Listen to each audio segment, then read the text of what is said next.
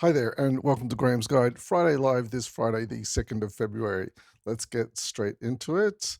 Um, Also, today is the last Friday Live because Friday Live is to provide you with guidance towards completing the assessments, and the final assessment is due on Monday.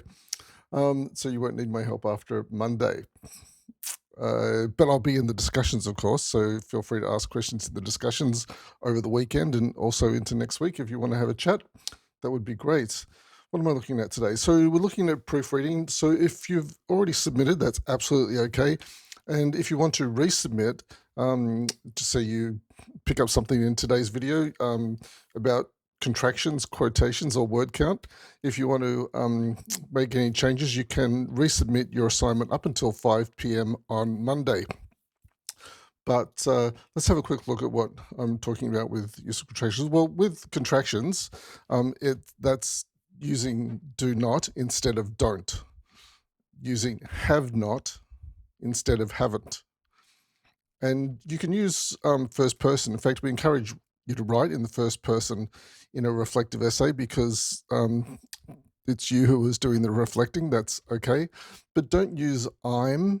Make sure you use I am or I have instead of I've, or we have instead of we've.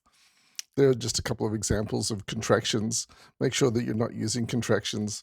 In assignment 2, there was the overuse in some cases of direct quotes. In a couple of cases, direct quotes made up more than 50% of the submission. We are marking you on your original content. So when it comes to direct quotes, we can't mark them as your work because they are not your work. So it's a good idea to have no more than, say, 10% use of direct quotes in your work. Let's have a look at how you can use direct quotes sparingly. So I've gone into the general Q&A discussion, and I've provided an example down here. I actually provided this same example in the assignment 2A Q&A discussion, but let's have a closer look at it. Direct quotes. Let's look at the do not first. Do not do the following. And in this example, a direct quote of 2 or 3 sentences has been lifted from a code of ethics and plonked into the assignment. So this is not good. This doesn't demonstrate your understanding of what you're looking at, and it doesn't demonstrate your ability to apply this information.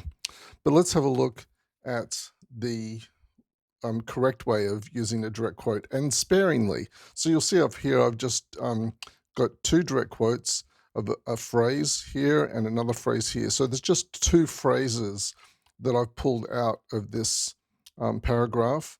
And in this case, it reads, in journalism, correctly reporting facts is required. Where's my evidence? In Principle 1 of the MEA Code of Ethics, 2018, there's my citation. The standard requires the disclosure of all essential facts and fair opportunity to reply. That's how you use a direct quote sparingly. If you're using large slabs of direct quotes, it will adversely affect your word count as well, because we do not count direct quotes in your word count. So if we, and we're asked to do this, we're asked not to count the words in the direct quote. So that will be, just say you wrote 1,600 words and 500 words were direct quotes, we would take that 500 words off your word count. So now you're at 1,100 words, and that's not able to pass. So make sure your direct quotes don't take you under the word count of your original writing. Make sure that there's the minimum word count of your original writing is what is required by the word count. And what's the last thing here? Word count compliance. I've just talked about word count compliance. So there we are, all sorted. I noticed as I was scrolling down, though, that there's some use of citations here, different ways you can use in-text citations, so you might want to have a look at those examples. But better yet, let me go into the library and show you in Academic Writer where you can learn more about citing and referencing and different ways that you can do it. So this is, we're now going into Academic Writer, which you've heard me talk about many times. I'm going to make sure I log in. And we're going to look at something in Academic Writer we haven't looked at before in this teaching period, and that is the Learn area. So previously we have looked at adding references to Academic Writer to use in your papers if you intend to use Academic Writer to write up your assessment. But over here on the left, there's this area called Learn, and this is the third area in Academic Writer, and very useful. In fact, this is what I've used more than these two. I use Learn because I don't know everything. No one can know every aspect of citing and referencing. You're always going to have to continue to refer back to the APA guide during your academic time to learn how to cite and reference different kinds of sources in the correct way. Anyway, so there are tutorials and quick guides here. But if we do a search on citations, you can see some of the things I've been searching on before. Oh, citing secondary source, that's worth looking up too. Anyway, citations, if you click here on citations and then search, there's a tutorial here on the basics of APA style, but this one here on the quick guide to citing and referencing, click on that.